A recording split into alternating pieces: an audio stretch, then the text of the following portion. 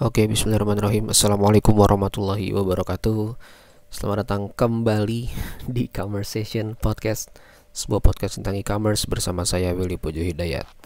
Sudah episode ke-14 dan jaraknya cukup jauh antar satu episode dengan episode yang lain. Terima kasih untuk masih setia mendengarkan podcast ini. Mungkin Anda tersesat ya, mungkin Anda masuk lewat sosial media, mungkin kita berteman di Facebook, mungkin kita berteman di Twitter atau di Quora, atau mungkin Anda membaca blog saya di willymai.name atau di Medium. Ya mungkin sampai akhirnya membawa Anda ke podcast ini. Oke. Jauh banget jaraknya antara podcast terakhir dengan hari ini ya. Memang ada beberapa kesibukan, khususnya menulis ya. Saya menulis itu membuat saya tenggelam gitu. Saya belakangan ini lagi seneng banget nulis ya. Nulis itu bagi saya rela menghabiskan waktu untuk nulis gitu, karena bagi saya nulis itu sebagai apa ya, mungkin kalau istilah anak Jaksel healing kali ya, self healing self healing saya nulis gitu. Nah, oke, hari ini saya ingin membahas sebelum itu tentunya ada banyak topik yang bisa kita bahas terkait commerce ini dalam jangka waktu dengan jarak yang sejauh itu gitu loh. Kemudian saya coba meng-highlight aja poin-poin penting, yaitu tentunya ada GoTo ya, yang belakangan ini IPO. Dan ya dari GoTo itu saya melihat ada sedikit hal yang perlu diluruskan, yaitu tentang model bisnis ya. Jadi penting bagi teman-teman untuk mengetahui tentang apa sih itu model bisnis gitu loh. Model bisnis itu penting ya bagi teman-teman yang tentunya ingin berbisnis dan investor. Nah, kalau teman-teman berpikir saya mau invest aja Will, ya udah monggo, tapi harus tahu model bisnisnya seperti apa, bagaimana revenue modelnya, dari mana revenue streamnya gitu loh, berapa cost yang mereka keluarkan gitu kan, kemudian ngambil dari mana marginnya gitu. Itu harus tetap dipertimbangkan, dan teman-teman harus mengetahui itu secara fundamental. Bisnis model ini fundamental, basic banget. Nah, itulah kenapa episode kali ini kita akan membahas tentang model bisnis e-commerce. Nah, dan mungkin di sini juga akan terjawab kenapa beberapa marketplace yang sudah listing di Bursa Efek Indonesia ya, sudah IPO kok masih rugi gitu. Oke, jadi sebelumnya kita mulai dulu dengan pembukaan tentang apa itu e-commerce. E-commerce itu kalau menurut istilah bahasa Indonesia yaitu perdagangan elektronik. Jadi apapun yang bukan jual beli alat elektronik ya, bukan. Jadi apapun yang teman-teman beli secara online, baik itu di internet ya maupun di internet ya. Apapun yang teman-teman beli di internet secara online itu namanya e-commerce. Oke. Kalau Tokopedia itu apa Mas? Itu marketplace. Nah, nanti ada marketplace, ada istilah online store, ada istilah dan lain-lain, kita akan bahas di pembahasan selanjutnya. Oke. Sebentar saya coba ngintip dulu. Nah, kalau kita cari di internet, coba teman-teman cari bisnis model toko online ya, atau e-commerce business model, itu lebih ke tentang segmentasi customernya. Jadi seperti B2B, business to business, yang mana customernya itu adalah ini multi site business model. Jadi customernya adalah korporasi, yang jual juga korporasi. Kemudian ada B2C, dari korporasi menjual ke end user atau customer, B2C business to customer, atau dari bisnis ke government ya. Kemudian ada lagi C2C, customer to customer, end user ke end user, dan sebagainya. Nah, makanya menurut saya ini kurang lengkap, kurang bisa membahasakan bisnis model lebih dalam gitu ya. Makanya kita coba bahas satu-satu, dan tentunya bisnis model ini berdasarkan kreativitas ya. Jadi yang mungkin teman-teman dengar hari ini, mungkin berapa bulan atau berapa tahun ke depan mungkin udah nggak ada ya, atau mungkin sudah berinovasi menjadi model bisnis yang lain dengan istilah-istilah baru yang lain ya. Jadi ini yang cuma saya tahu aja, oke, yang beberapa kali saya riset dan beberapa kali saya amati. Oke, saya catatan saya di sini ada 10 banyak ya, 10 bisnis model. 10 model bisnis yang akan kita bahas ya. 10 bisnis model e-commerce yang akan kita bahas. Yang pertama, yang paling sederhana, yaitu e-store. E-S-T-O-R-E, e-store. Ya, e-store itu jadi teman-teman punya toko, kemudian tokonya di-online kan. Nah, itu namanya e-store. Jadi sifatnya, kalau secara di internet sih dia sifatnya lokal. Jadi hanya pada radius area tertentu. Ya, dan tentunya katalog produknya juga tidak banyak. Jadi hanya yang dia miliki aja gitu. Jadi ibaratnya mungkin bahasa kitanya ini mungkin seperti mengonlinekan warung lah, kurang lebih seperti itu. Contohnya di sini saya tulis contohnya, yaitu misalkan ada warung di tempat Anda yang pakai WhatsApp bisnis. Nah, dia menggunakan katalog WhatsApp. Ya, itu bisa termasuk kategorinya e-store. Atau saya bisa ambil contoh mungkin dari klikindomaret.com ya, yang mana kita bisa klik barangnya, nanti bisa diantar sama mereka atau kita yang ambil barangnya. Walaupun itu sebenarnya lebih cenderung ke BOPIS sih, buy online pick up in store, tapi dari ruang lingkupnya ini bisa masuk ke e-store sebetulnya. Oke. Kemudian yang kedua ada online store. Nah, ini yang cukup, ini sedikit lebih luas dibanding e-store. Kalau e-store dia sifatnya lokal, hanya pada radius tertentu saja. Kalau online store itu sifatnya lebih luas, mungkin jangkauannya bisa nasional. Ya. Jadi produknya juga lebih beragam. Ya, dia punya secara katalog produk lebih besar, SKU-nya, stock keeping unit lebih banyak dan segala macam. Ya, satu contoh online store itu misalkan ada satu perusahaan atau satu brand membuka websitenya sendiri. Dari website dia membuat sebuah fitur jual beli di dalam websitenya. Nah, itu namanya online store. Jadi mungkin setiap brand mungkin punya online store-nya sendiri di websitenya masing-masing. Ya, ada satu contoh online store yang menurut saya menarik, langganan saya setiap bulan ya, yaitu periplus.com. Itu toko online buku impor ya, dari seluruh dunia masuk ke dia, kemudian dia masukkan di warehouse-nya. Kapan saya order di websitenya itu, kemudian langsung dikirimkan barangnya ke saya. Jadi betul-betul semua trafficnya di manage oleh mereka, oleh si Periplus itu sendiri. Oke. Jadi tadi pertama ada e-store, yang kedua ada online store, dan yang ketiga ada online marketplace. Nah, ini yang cukup banyak, cukup sering, cukup banyak muncul ya di iklan-iklan di mana-mana. Online marketplace ini seperti ya memang pasar. Jadi pasar dalam bentuk online. Jadi kalau teman-teman ke pasar kan tahu sendiri ya. Kalau di Jakarta tuh ada namanya UD Pasar Jaya. Nah, dia tuh menyediakan lapak pasar Cibubur, pasar Ciracas, pasar Majestic dan segala macam. Itu namanya marketplace. Tokopedia, Bukalapak, Shopee itu namanya marketplace, online marketplace. Di dalamnya ada dua subjek yang berinteraksi, yaitu penjual dan pembeli. Ya, jadi di sana ada penjual juga, ada pembeli juga. Nah, uniknya di sini adalah si marketplace ini tidak punya barang, berbeda dengan e-store dan online store. Kalau e-store dan online store dia punya barang yang memang dia keep di warehouse dia. Kalau online marketplace, si Tokopedia, si Shopee, si Bukalapak ini, dia tidak punya produk. Produknya ada di mana? Ada di para penjualnya. Jadi dia cuma punya lapak doang. Dia menyewakan lapak.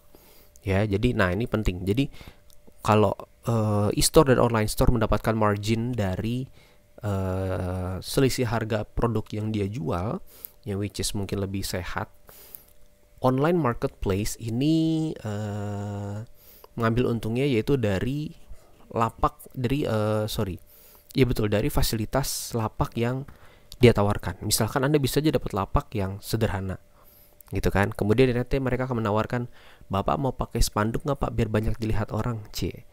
Boleh Pak, kalau mau pakai spanduk, lapaknya nanti dikasih spanduk tapi bayar lagi gitu.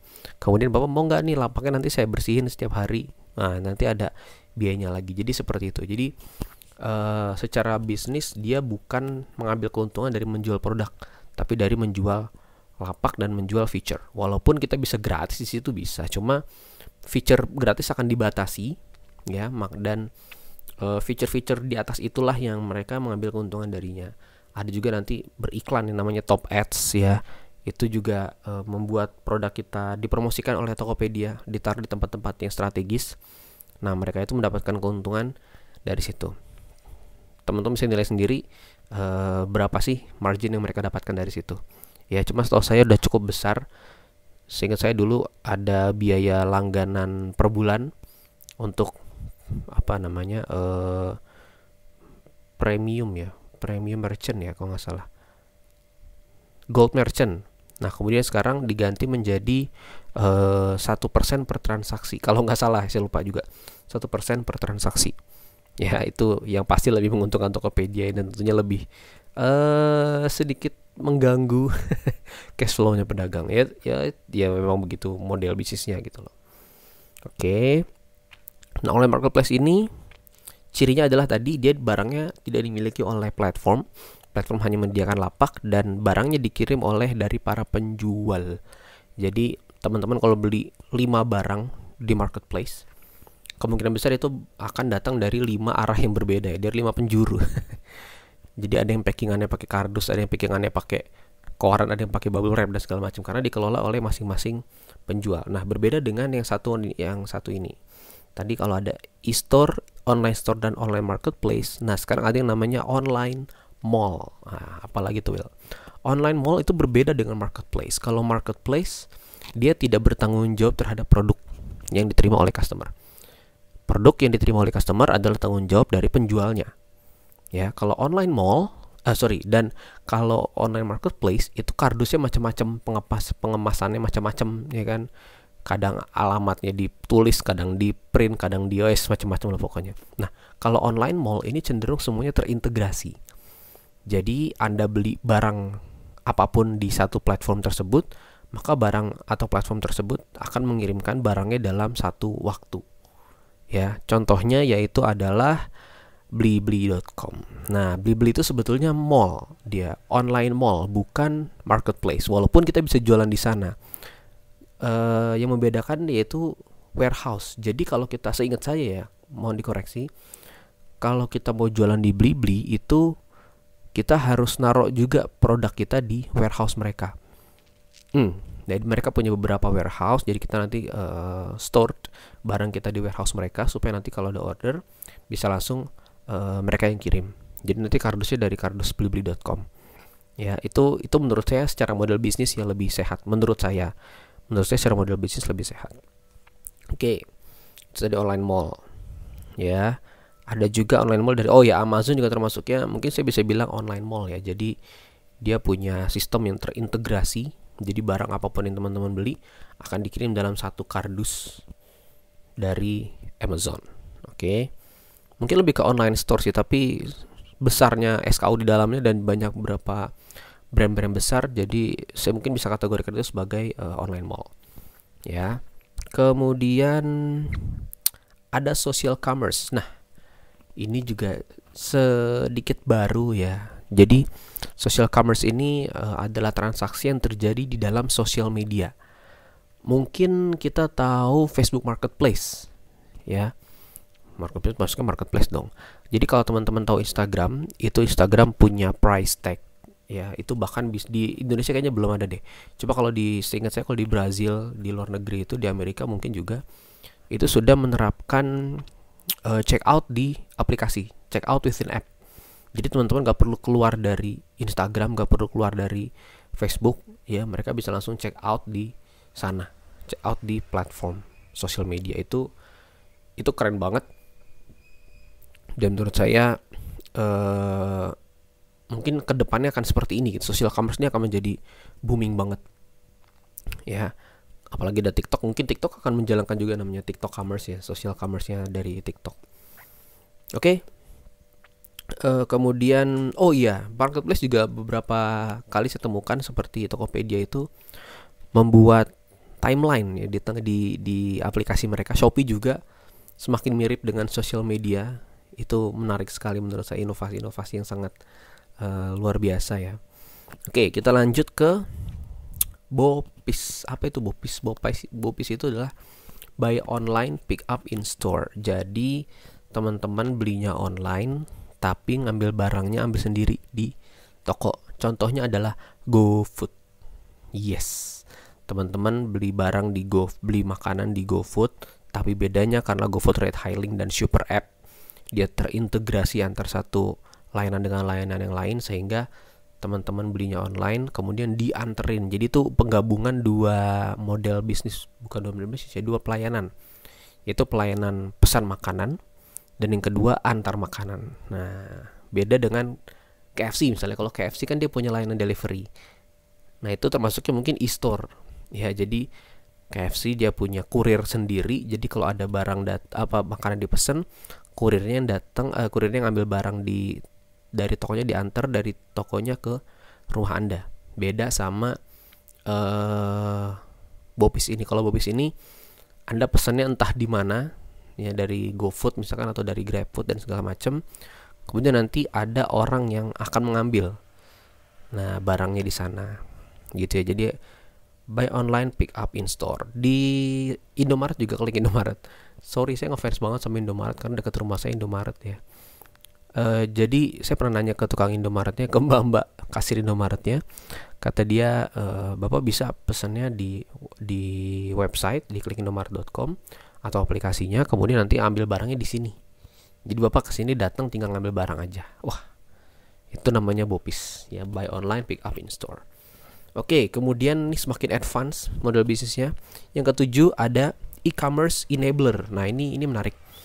Jadi kalau tadi kita bicara barang yang dijual belikan gitu ya, kemudian platform yang layanan platform yang diperjualbelikan, di sini ada yang justru malah e-commerce yang diperjualbelikan. Jadi layanan e-commerce enabler ya. Ini istilah saya sendiri, e-commerce enabler, karena mungkin gini. Jadi model bisnis ini adalah model bisnis yang membuat penjual online itu nggak perlu ribet.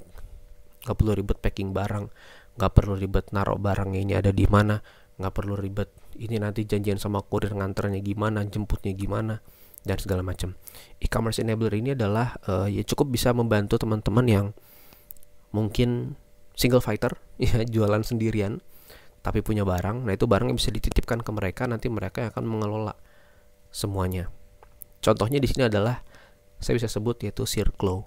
Ya, Circlo itu seingat saya sih itu masuk kategori e-commerce enabler. Jadi betul-betul memfasilitasi Anda untuk berjualan secara online. Dia punya gudang juga, kemudian dia punya kardus sendiri juga. Jadi semua pesanan Anda di packing dengan baik, dikirimkan ke customer Anda. Jadi Anda fokus tinggal jualan aja pokoknya. Masalah packingan dan lain-lain, warehouse, delivery itu nanti mereka yang handle. Jadi sangat memudahkan ya. Itu e-commerce enabler. Jadi kalau tanya, Circlo ini jualan apa? Ya bukan jualan barang. Dia jualan layanan. Gitu. Itu masuknya saya bisa katakan itu termasuk ke dalam e-commerce juga. Oke, yang ke-8 ini yang lagi rame juga yaitu quick commerce. Nah, quick commerce ini adalah sebuah layanan e-commerce yang menjanjikan hasil yang lebih cepat. Di Tokopedia kalau nggak salah ada 2 jam. Tokopedia 2 jam kalau nggak salah, lupa namanya. Jadi dalam 2 jam itu pesanan Anda sampai. Ya, itu menarik ya, lebih cepat. Jadi kita semakin males keluar rumah. Kita cukup klik aja, barangnya langsung dianterin sama kurir dari Tokopedia. Ngomong-ngomong Tokopedia tadi, yang bagian mall ya, e-mall, online mall itu sebetulnya Tokopedia juga mengarah ke sana.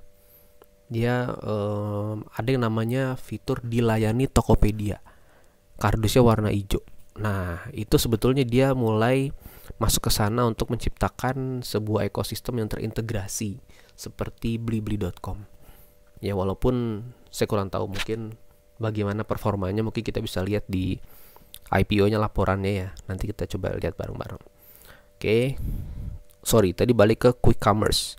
Saya recap dulu deh sebentar. Yang pertama yaitu ada e-store, yang kedua ada online store, yang ketiga ada online marketplace, kemudian 4 ada online mall, 5 social commerce, 6 Bopis, 7 e-commerce enabler, dan 8 quick commerce. Ya, quick commerce ini juga lagi ramai banget. Dalam 1 sampai 2 jam barang kita sampai. Ini luar biasa sih, ini suatu inovasi, ya. Kemudian yang 9 ini baru juga menurut saya dan kayaknya jarang yang main di sini. Namanya saya juga bahkan nama ini baru ya. Namanya tuh commerce fulfillment. Jadi gini, ada satu platform yang namanya ULA, ULA ya.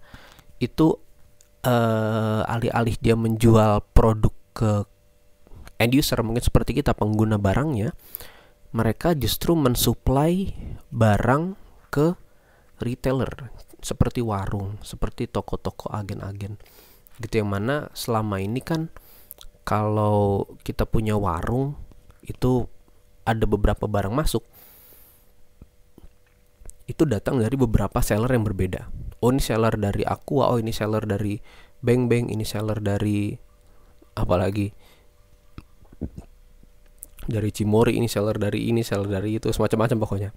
Nah, dengan ULA ini cukup dari satu platform. Ini menurut saya inovasi yang cukup bagus, dan ini juga masih termasuk e-commerce sebetulnya. Ya, saya namakan ini e-commerce fulfillment. Jadi kalau ada orang ULA dengerin ini, tolong koreksi saya dengan nama yang cukup baik, nama yang benernya seperti apa. Ya, oke. Dan yang terakhir 10 yaitu ada auction commerce. Itu dari eBay.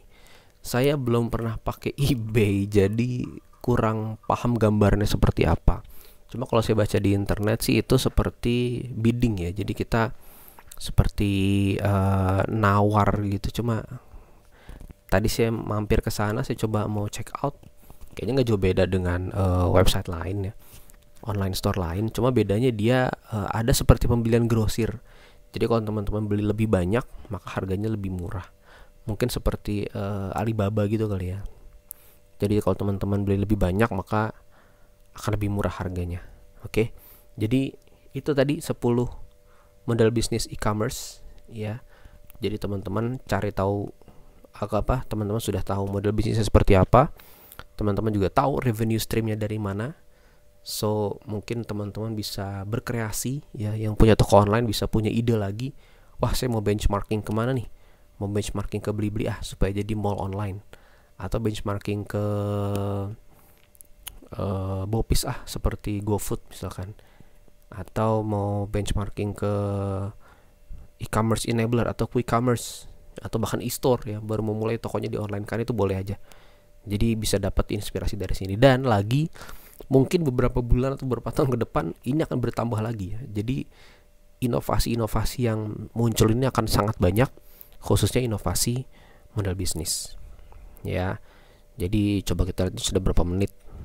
Wah, udah hampir setengah jam ya, udah 22 menit.